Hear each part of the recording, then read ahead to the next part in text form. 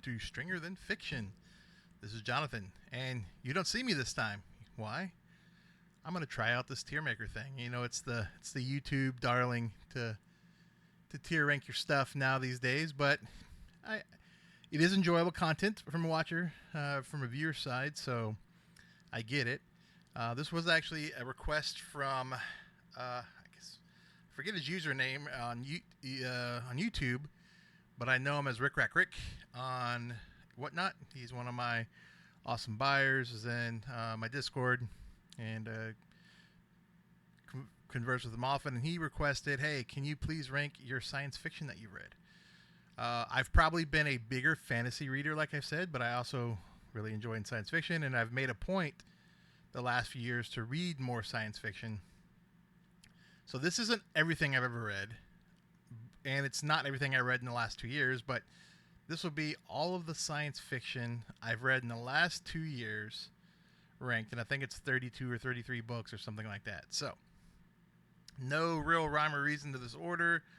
I thought about putting them in the order I read them in, and it starts that way, and then it veers off track, and I don't feel like going through my Goodreads and seeing when I logged each one to make it chronological. So some of these you've seen my reviews for, or maybe if you've watched my channel before, you may already know what I think, but a lot of these will be new and maybe interesting to talk about, and I'll try to remember details.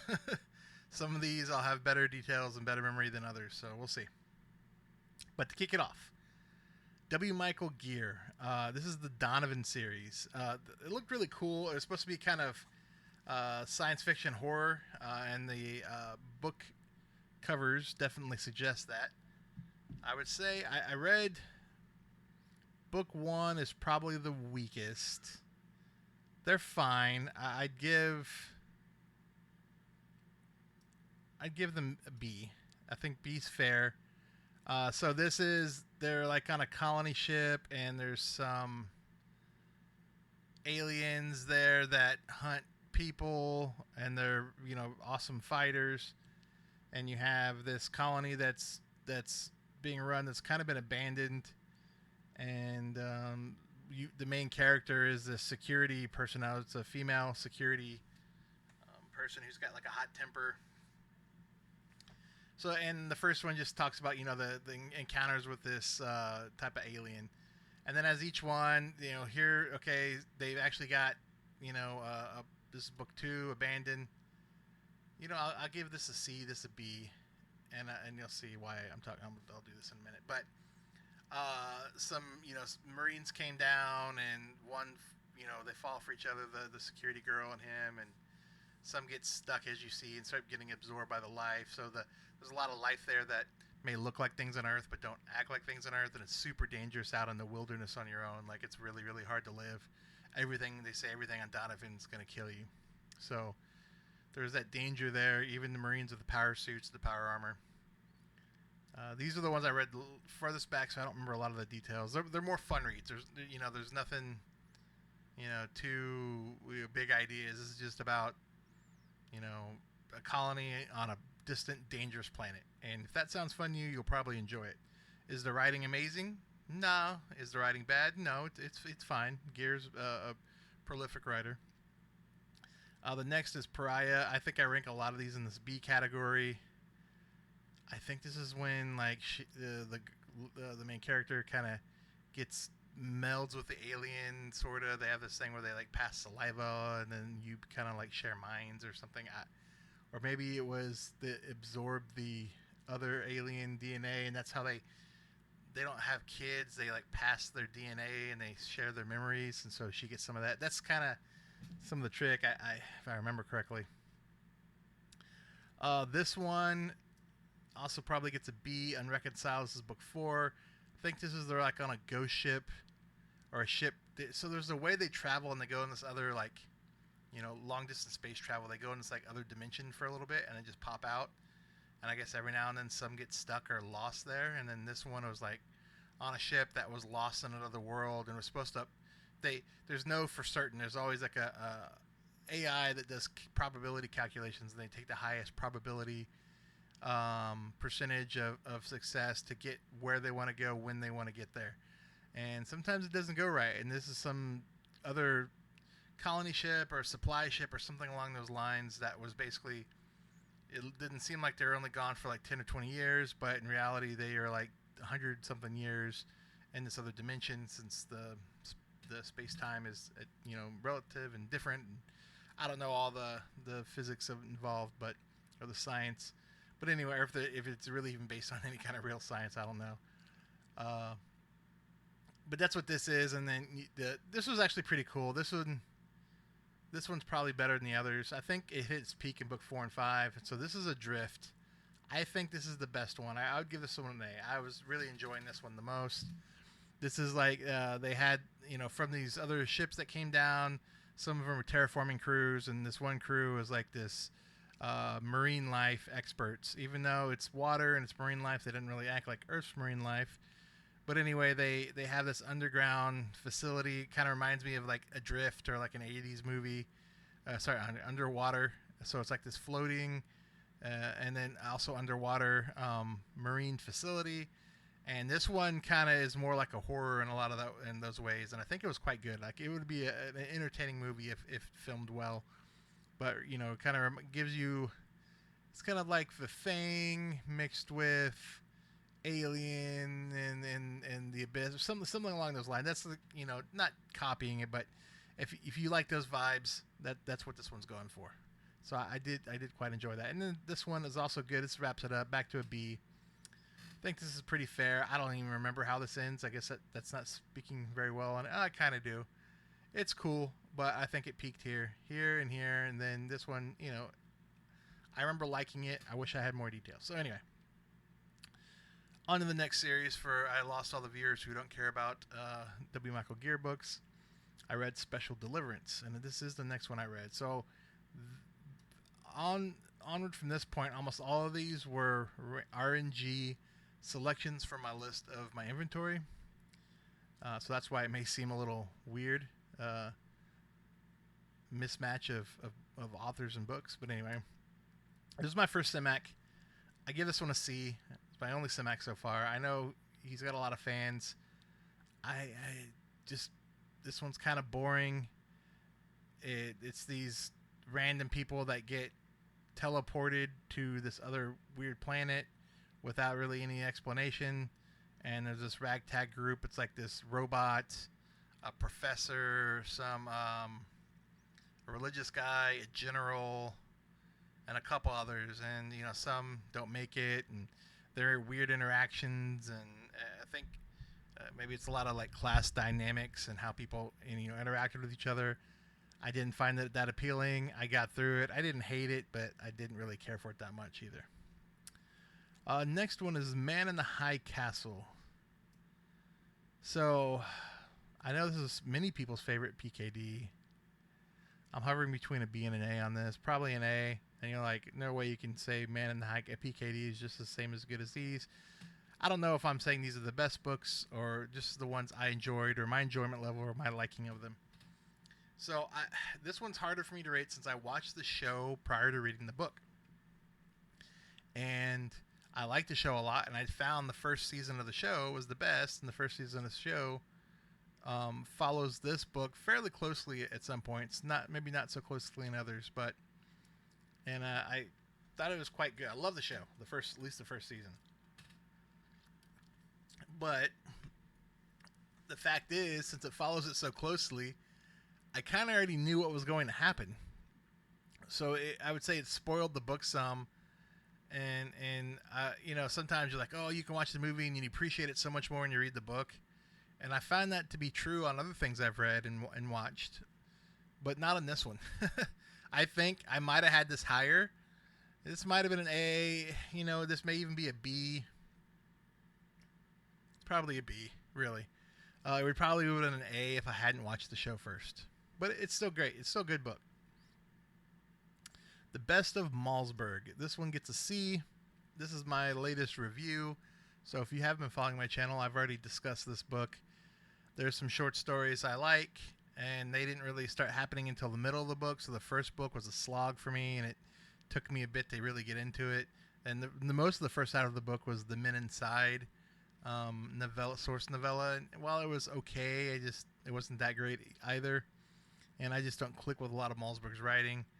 Uh, my BC is a little harsh. It's fine. I'm also, again, to be fair, I'm not a big short story fan, uh, so that may affect it. But I'm not. Am I upset? I read the book. No. Am I gonna want to read it again? No. So, all right, this one, Blood Music, Greg Bear. I probably have to put this one as an S. I flew through this one in 2 sittings. It's one of those, it's hard to give it an S too. I would say almost that it maybe should get an A, because I think the first half of the book, the actual source material, I think that the original short story or novella or whatever, I don't remember where exactly it was released first, S no problem. I think the second half of it takes a major shift, and it's not quite as good as the first half. So that almost makes me want to bring it down. But I read it so much and I enjoyed it overall that even with a little bit of a letdown in the second part and I don't know, I just kind of the way it was rushed, I would have put it higher. But yeah, it's fine there. Maybe I'll change my mind a different time. But next, my first Ballard, The Crystal World. I think I'd also make this a C. And people are freaking out now, probably. Ballard, they love Ballard. This is the only Ballad I've read. It was all right. It's very much a Heart of Darkness. This guy goes into Africa, and everything's being turned into crystals. And people are being turned into crystals, and his interaction and his, going in there and finding, everything changing and getting involved. It's, definitely that Heart of Darkness kind of, I already said that. It's really the closest thing I can relate it to. I haven't even read Heart of Darkness. I just know I've read parts of it, and I know what happens in it. And I have seen the Kubrick war movie. I can't even think of the name of it now. Reminds me of that too, which was then also Apocalypse Now. That's what I'm thinking of. And it was also based a lot on or influenced a lot by Heart of Darkness. Anyway, so I was mostly bored. I some of my, I can tell if I enjoy a book or not is if I'm thinking about the book and reading the book when I'm not. And then those are books that I, really like. I was like, oh man, I was into these, I was into thinking about it. And then the ones I really hate are the ones that I'm like, I think about reading it and I dread it. Those are probably going to be the D's. And then the C's are kind of the, yeah, I got to read it, but I'm not, the rest, I'm not really thinking about it. I'm not really that enthused, but it's just something I want to plow through. And I almost never DNF stuff, so I make sure I go through it. Okay, the next one, my first Strugatsky, The Doomed City. I'll put this a B. This one's tough to rate. At times, I did not find it very enjoyable. There's portions in it that's slow, that are like, the drag, I think. There's other parts of it that are really compelling. I think it's written very well. You can tell the quality, the care, the level of craftsmanship and the writing that went into this book. So that I appreciate it for. I think a lot of the book was very much for its time. 60s, 70s, 80s Cold War with the Soviet Union and the way, I guess it's not so much focused on the Cold War, but on communism and socialism in the Soviet Union and the issues it had and some of the critique the Strugatsky brothers had about it, but having to write it kind of as hidden as they could into this science fiction story. But it's about these people that live in this doomed city. They wake up there. They don't know who brought them there. Is it aliens? Is it afterlife? Is it what? And some weird things happen. And it's really hard to explain some of what goes on in this, but it represents the Soviet government and things like that, and the different experiments they try, and so eventually, and then they get like different jobs every so often, and I think if you do terrible, you get shittier jobs or worse jobs, and if you do well, you get nicer jobs in your next rotation of work. But it follows this kind of not the smartest ex-Soviet Russian citizen, and he interacts with some, German that was a Nazi. He was one of his his friends. There's companions and an American professor and this European. I think she was a prostitute, and how they ain't friend. And there's a few other people mixed in, and people are the different people from their backgrounds are kind of caricatured in the being like a stereotype sorta of where they're from or what their profession is. And then they lead this expedition out and to find other parts of the city and find the source. Like the city kind of like continuously moves. Did I understand all of it as I was reading it? No. I think if I knew, I know some of, Soviet Russia history and that period, but I think for people who are growing up and living it, it would have been such a more impactful novel than some American guy reading it, 40, 50 years after it was written. Or however, I don't remember, maybe it was early 70s, late 60s that they wrote this. Somewhere in the 70s. I know it didn't get released for a long time. So that's my, even though I give it a B, I'd have a hard time recommending it to anyone. I think it has to be a certain kind of person that would enjoy it. Next, The Dying Earth. And this was my first YouTube review, but it wasn't on my channel. I reviewed it with Ira on SF Words of Wonder. I think I have to give this an S. So, love The Dying Earth. It wasn't even what I was expecting. I thought it was going to be more traditional fantasy type book. No, it was 6 short stories. And I normally don't like short stories that much, or like them a little less, but I think it was just great. It was enjoyable. It was charming. It was whimsical, I said. It just kind of hit the right notes, and definitely enjoyed it. And oh, I forgot to mention, I'm trying to show the covers of the books that I actually read. I think I screwed up on the PKD because I read the Masterworks of... No, I have a hardcover of that, and I couldn't find it. All these others are the ones I read. No, I didn't read... I read the Omnibus of the Dying Earth, but I just got this cool Hillman copy, so I wanted to show that one. And then Eyes of the Overworld. I'll also give this an S. Loved it.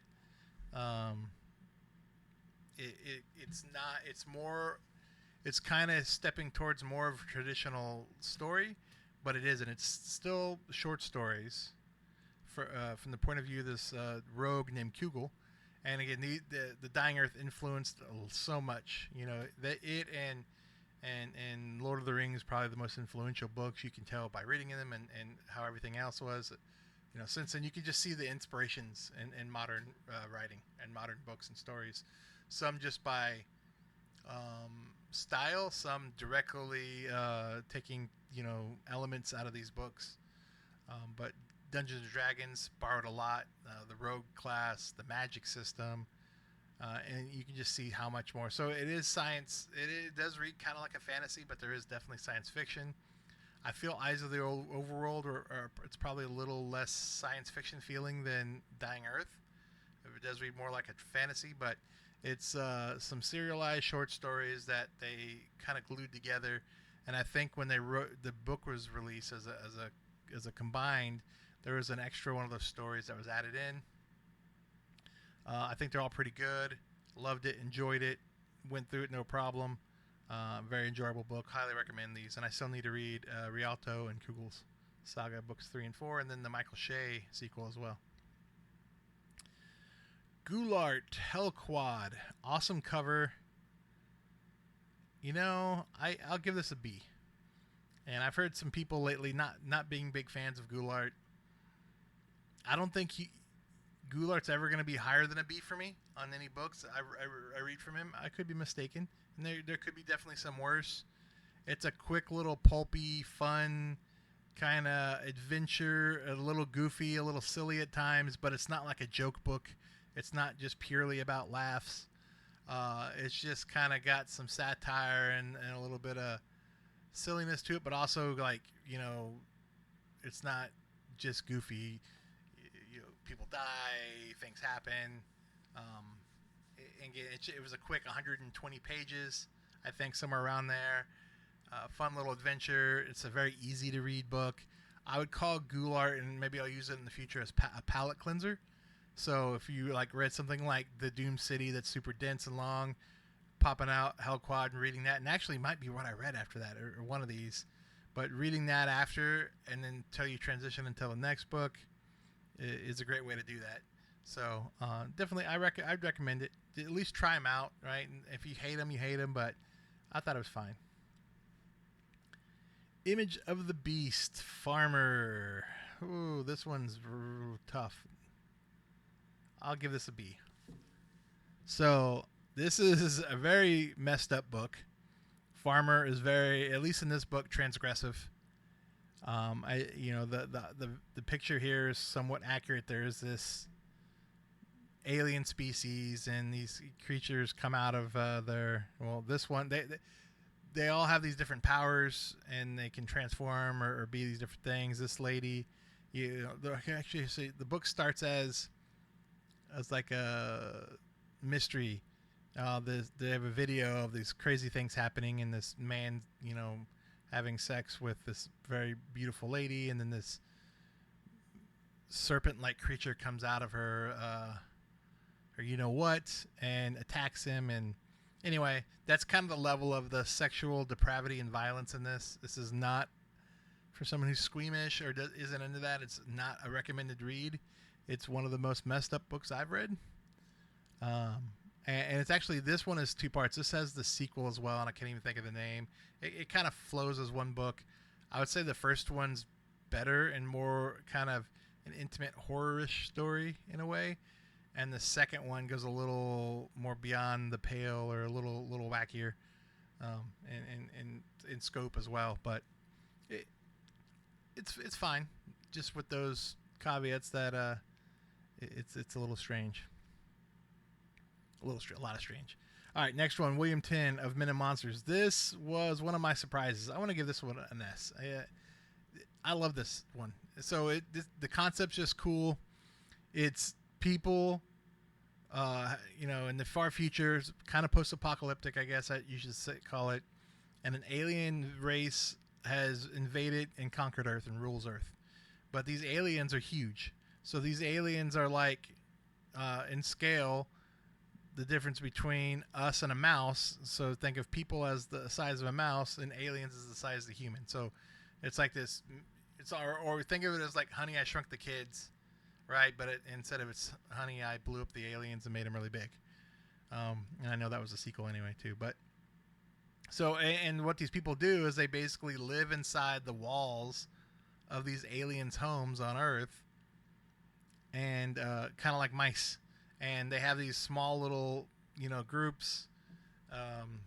Some of them are more primitive than others, but they're very much like back to the Stone Age almost. There's some people that want to, like, we're going to use, and there's two factions: the use alien magic faction and alien technology, and to use the base non-technology from humans. And it's kind of a coming of age with this. The main character, he becomes an adult and a hunter for his clan, and these are small little clans, and they go out and they go on raids, and they try to get food and supplies. So they go and they raid the aliens' pantry and bring food back to the colony of the clan, or whatever you want to call it. It's not really a colony. It's just, and they fight amongst each other as well. So they're very isolated from each other in a way. And so he goes on a hunt and goes out into the alien world and comes back, and things happen, and they end up getting captured by the alien. What I also find is really funny is I think the female version of the aliens are scared of the humans and scream, or maybe the kids, and the males aren't. And it made me chuckle a little bit as thinking, 60s and 50s ways of cartoons where the women are scared of the mouse, kind of like Tom and Jerry and all that. So. But it's a great adventure story. It's a cool premise. I enjoyed it. Thoroughly enjoyed it. I need to read more William Tinn. Highly recommend it. I also love these matching Ballantine. I cheated on this one. I like this cover a lot. There's also a really cool Boris cover, Boris Vallejo. But I read the SF Masterworks copy. Okay. Dennis E. Taylor. This is Outland. And this is the guy that wrote the I Am Bob books, where he's whatever that, I can't remember what it's called, but a self-replicating probe and blah blah blah. I was really enjoyed it. Some people get, I think, turned off by his writing style. It's kind of like that bro humor. No, I wouldn't call it bro humor, but just more modern and kind of self-aware humor sometimes in his writing. I think it's fine. This book it's kind of an apocalyptic book. It is not kind of, it is. A volcano is going to erupt in Yellowstone, and most of the U.S. is going to be uninhabitable. And around this time, this group of smart students at the University of Nebraska discover a way to, I think, time travel, but also like travel into different dimensions. And these other dimensions are just like other versions of Earth. And the ones you can travel, and you can only go to like 2 or 3 different ones from your current Earth. And so you have these teleporter, transporter.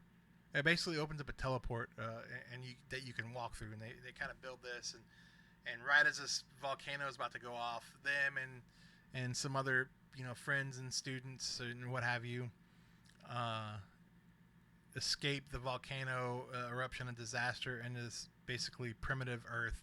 And one of them has dinosaurs, and then they find other, and then they bring the teleporters through and make a few extra, and then link to other worlds. And so they kind of have these 3 or 4 worlds they link through, and things happen, and obviously some drama and strife and all the leadership that sets that up. So the first book I think was really cool. I would give the first book a solid B. Then the sequel, Earthside, I give this one a D. So I think he just needed and again, actually I didn't even read, I listened to these on audiobook, and I think they're only on audiobook if I'm not mistaken. Or maybe Earthside is the first one. I don't know. One of these is the first one. I think it's that one. Anyway, the first one is a B. The second one is a D. And I gotta figure out which one is which. But I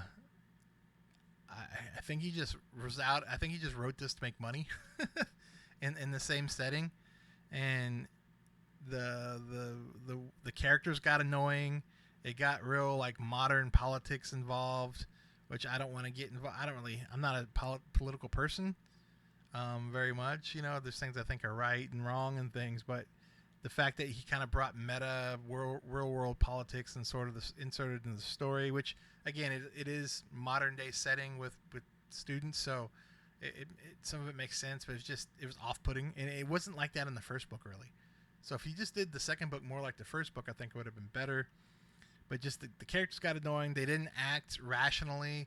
I think certain story elements are just in there to do it. I don't know. I can't explain it, but wasn't a big fan. Next, so these two I listened to on a long road trip, and this one I listened to Roadkill, also Tennessee Taylor, with my wife. We were taking a long road trip to a spring break last year, and to entertain ourselves on a long drive, I put in an audiobook. She struggles with audiobooks to listen, but she said once she got used to it and started listening to this one, she was into it and enjoyed it. It's kind of fun, lighthearted in a way, but cool stuff happens. But the beginning of the story is this guy that's kind of a dropout from college. He's only a dropout because he got kind of framed for something, or says he got framed on some cheating scandal at school or whatever, and he's helping driving his dad's work truck and hits some creature. The creature ends up being an alien.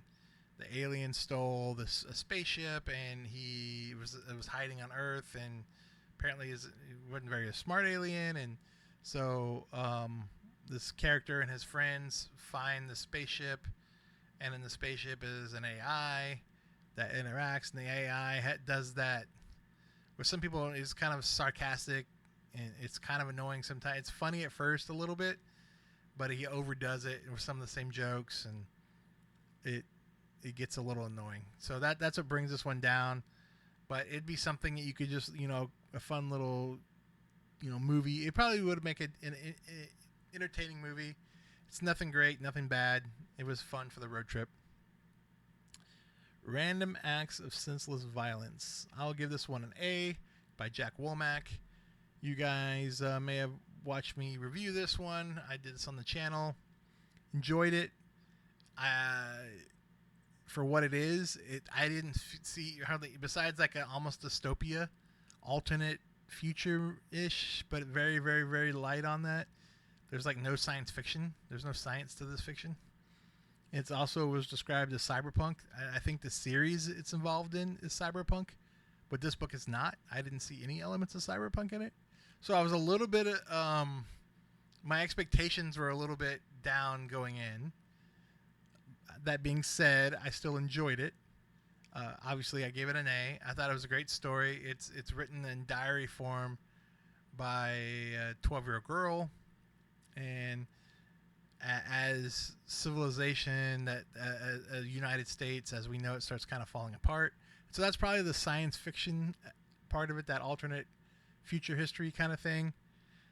It was written in the early 90s, so some of the things it focuses on, like her sexuality and liking other girls, it's a little awkward for me reading it, especially I have a daughter of that age, and some of the stuff they're focused on. But the story writing is great. I enjoyed reading it. I look forward to reading more each night. It was one of those that, I wasn't like, oh, let me finish this chapter of the section so I can put it down and go to sleep. I was actually into it, so give it an A. Next, 1984. This is actually my second reread. The only book on here that I read twice. I'll give this an A. If it's the first half of the book, I think it gets an S. Oh man, I read this in school. I remember enjoying it back in high school or middle school. I can't remember when exactly I read it. And I liked it then. I think it was like 8th grade, so middle school for me. But when I reread it, I was still into it a lot. I knew what was coming, and some of the details I forgot, and I was sucked back in. What is this world like? Why are they like this? Just the way Orwell writes, and it kind of pulls the reader into his world and everything. It's just I was sucked back in, like I'd never read the book before. And I think that's the first half. The second half, and he get the love story part, and it starts losing me as much. It's still good. It just didn't have that grasp it does. That first part of it, the world building he does, the setting, the ominous feeling of dread and hopelessness, and this police state, and this all that, and being surveillanced all the time, no privacy, no thoughts. Once that sinks in, I don't think the rest of the story had a lot to go for it as much, but it's still deservingly of an A. It's a classic for a reason. Great book. The Last Hurrah of the Golden Horde by Spinrad. This is his Spinrad short stories that I enjoyed a little more than the Malzberg short stories. There's none I really loved. There's maybe only a few I really didn't like. They're mostly pretty good, mostly entertaining. A lot of it's forgetful. It was a decent read, decent short story read. All right, The Genocides. This one gets an S. Love The Genocides. Post-apocalyptic, and it's a unique post-apocalyptic thing. It's these trees have taken over Earth, and growing things, and cities have come down, and so you're following this very, I'm trying to think of the right words, and I'm going to say it right. It's a religious community run, by kind of an iron fist by this former preacher, or maybe he still is a preacher, and it's very like old school fire and brimstone kind of religious teachings, and very rural. We're on a farm in this small town, and put fighting back against the trees and trying to grow crops still when crops don't grow. And so some events happen. It does. Again, a lot of these books have like a midpoint where it kind of, I wouldn't want to say it goes off the rails. It just goes in a weird, different direction some. And so the first part is this like post-apocalypse story. And the second part is this weird, it gets a little more trippy, I should say, where I don't want to spoil stuff. And again, how can you spoil such little books? But I loved it. You should read it. It's I flew through this book, and it's one of those I was thinking about, still think about, and remembering how much I liked it. Past Master Lafferty D. This was while this Earthside is at least somewhat entertaining. I struggled to get through this book, and I was just in some ways happy because I sold it, and Past Master is valuable. Lafferty's are a little harder to find, and a lot of his books fetch a higher amount, but I just couldn't make heads or tails sometimes. I mean, I knew what kind of points he was getting across. It's in this like city, and it's this old historical figure. I forgot even his name, and I guess if you knew some of the history about some of these figures, it would make it more impactful or more relevant to you. And again, I'm also fairly decent on history and historical figures, but this one was really specific. I don't remember the guy's name. You can look it up, but he's been elected to be the new master of this city, and so they like resurrect him from old times. I don't remember how they do it, and everything's perfect in the city. Yet there's this underground, or I forgot what they call it. Again, I've forgotten a lot of the details of this book because I didn't care for it. Of people who want more misery and don't want this perfect city life because that perfect city life is like, what is there to live for, right? And so it's a lot of satire and a lot of it really is a lot of satire, layered in. But some of the characters and what they just like off the wall shit that would happen. I just, not for me. Did not enjoy it. I'll try. I'll give every author 2 chances. So if I have more Lafferty books, and if I read another one of his and don't like it, then I'll probably just sell all of mine because he's probably not an author for me. All right, next, What Mad Universe by Frederick Brown. I give this one an A, and this is the cool cover I had. I sold this book. Maybe I should have kept it.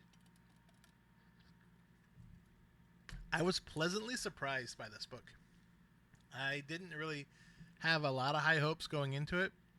I heard some good things about Brown, but he's an older writer, and some of the science in some of these is hard to get around because he wrote this before we landed on the moon, before a lot of space travel was happening. So it's very, very pulpy, and I think it's purposely also extra pulpy to make fun of, not maybe make fun of, but do a satire on that writing, and even his character in the story is a pulp writer. And so some rocket launch is happening for the first time, and everyone's freaking out and he's excited. And I guess there's a malfunction and like lands on where he is, and it transported him into like an alternate Earth. And in this Earth, aliens have invaded, and he has these coins, which is old, and it's like, oh, these are old Earth coins. So you're one of these aliens that are trying to infiltrate and spy on us, and so he gets chased, and he actually has to kill some people. And then he goes to like New York, and New York at night is not safe, and it's weird, but it was fun, and I enjoyed it. And he wasn't trying to make any big points that I can think of. It's not that kind. It's definitely here's a pulp story, and I want to be a little more over the top and self-aware and kind of make fun of pulps, but also, hey, hope you have a good time with it too. And I'm in for it. I liked it. It was good. I recommend Brown. I want to read another Brown. Bob Shaw, Other Days, Other Eyes. I probably give this one an A as well. This one close. This is Adventures on S tier. Very good. This is cool technology writing. It's these they call it slow glass that you can basically, that if light goes on them and something goes through the glass, if you're looking at it on the other side, or I believe the same side, how does it work? That it's basically a way to like watch things that happened. The light that goes through it happens later, so then you can kind of tweak the structure of the glass to make it go slower or faster. So it's like a way of like doing visual recording sorta and surveillance.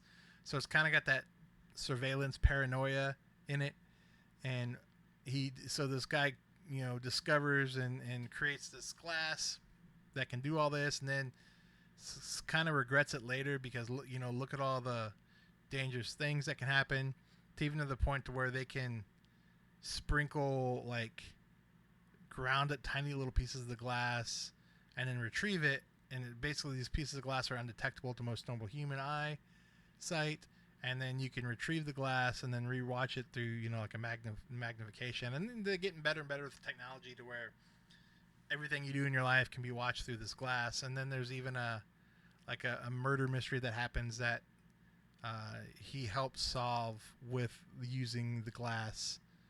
And again, I don't want to spoil too much on that. Well written, enjoyable. I like the concept. It was probably really awesome to think about back when it was written. Now we have like video cameras, and so some of the things he's worrying about are true, with the surveillance and the loss of privacy and how government would abuse it and use it as a weapon and or a way to control the people. But the tech itself, I guess one part was cool where you can have it on the glass on an 8-day delay, right? Or 8-hour delay or 12-hour delay or whatever, and then have it collect sunlight during the day, and the delay when the light would actually show through the glass would happen at night, and basically use those as a no electricity light source. Or a lot of people use them as light sources, or they use them as like, hey, put this glass out in this amazing rolling hill countryside looking on that, or on this beach scene, and then people would buy the glass as a put something to hang on their wall as like a scenery art piece to enjoy for however long the glass lasts. So those are cool concepts of it. I think a lot of the other spy stuff, it makes it a little obsolete with our modern camera technology and stuff, to where it would be easier just to use that instead of what they're doing here. But it's still really cool. A lot of the points still hit home. So you guys, if you've been watching my channel, have seen me review these. Red Rising, Golden Sun, Morning Star. I read the first trilogy of the Red Rising series. I give this one a C. It was fun. It was fine. There's a lot of things I have a problem with it. It's it kind of reads like a YA, but I was entertained. And maybe this verges on. C might be harsh. It may be a B. Yeah, I'll do it as a C. Because I think so this is kind of very much I'm not going to go too much over it, so you can watch my review videos. But think of, I called it Darrow's Game, because it's like Hunger Games and Ender's Game put together. This one's a little more Hunger Games. This one gets a little more Ender's Game. And I haven't even read either of those, but I have watched the movies. I know what the story's about, and I could just see and even then I pulled up my book, and it said, like Hunger Games and Ender's Game. It's like, holy crap, and I laughed. I did that in my review. I didn't even realize it because I listened to these on audiobook. Golden Sun, I'll give a B. This was better than this one. This is following Darrow, and it gets the scales get bigger, right? He goes into more space flight and becoming a political power into the universe he's in. Liked it more. Morning Star, I think it's better than Golden Sun, but I think the jump between this one and this one was bigger than the quality jump between this one and this one. I probably enjoyed this the most. I love I think Brown writes very compelling, good action scenes that could be like in a James Bond movie or a fun action science fiction movie. Would probably do well in that format. I'm surprised they haven't made a movie of this yet. Maybe they feel it's too derivative. It still can't shake its YA origins in a way, or I wouldn't even call it origins. It's just, it's not YA and it is at the same time, which is strange. Some of the politics stuff, I don't even call it politics, but it's just way too hit you over the head, on the nose with it, and a little silly at times. Some of the little slogans in the speeches, and I roll my eyes and it's over the top, and the character interactions get to me sometimes. But if you take the action and the pacing and the story, those parts of it are good. The world building's pretty good. It's just the dialogue and the characters, I think, sometimes where it falters. All right, then Michael Bishop's Stolen Faces. I give this one a B.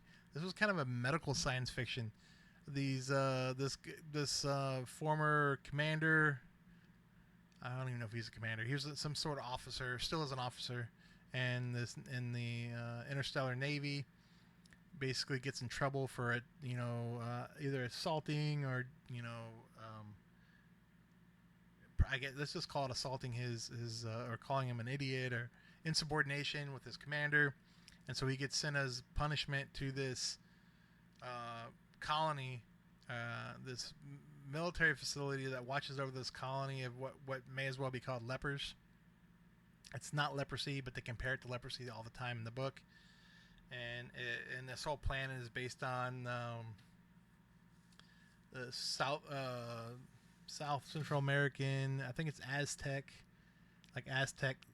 society, and so the cities and a lot of the people and the look of everything is it kind of modeled after that. I don't know why it doesn't really add much to the story. It just kind of gives flavor to the planet. But he oversees these lepers, these people who basically have no hope and are being taken. So it's kind of anti-corporatism, anti-government, and how they deal with marginalized people.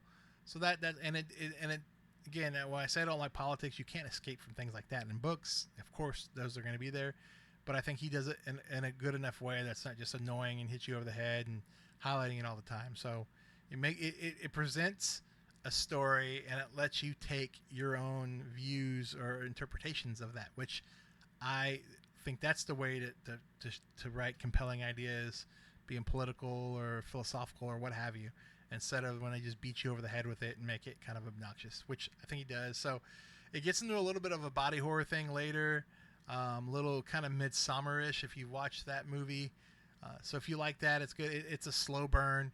It's not a lot of action. So it's probably not gonna. It's probably I bet a lot of people would say it's a boring book.